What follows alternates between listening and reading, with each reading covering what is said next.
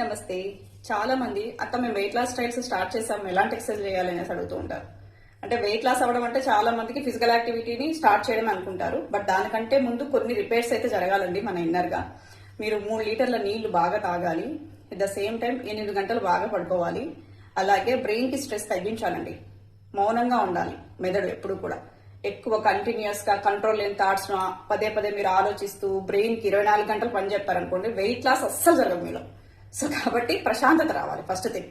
ఇక్కడ మనిషి జీవితంలో ప్రాబ్లమ్స్ లేని వాళ్ళంటే ఎవరు ఉండరమ్మా, అందరికీ ఉంటాయి. కాకపోతే దాన్ని మీరు ఎంత తీసుకుంటున్నారు బ్రెయిన్ అనే దాని మీద ఆధారపడి ఉంటుంది. మీరు ఓవర్ గా తీసుకుంటున్నారు అనుకోండి, ఓవర్ థింక్ చేస్తున్నారు అనుకోండి, బాడీలో ప్రెషర్ ఎక్కువైపోయి వెయిట్ ఎక్కువ పెరిగిపోతాం తినకపోయినా.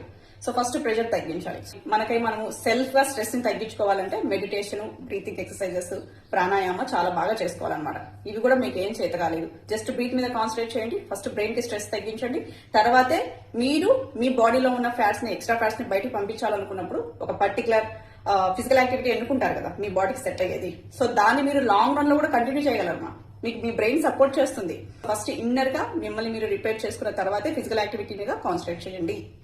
విత్ పీస్ ఆఫ్ బ్రెయిన్ తో ఫిజికల్ యాక్టివిటీని స్టార్ట్ చేయండి. లాంగ్ రన్ లో మీరు కంటిన్యూ చేయగలరు, రిజల్ట్స్ చూడగలరు. అంతే.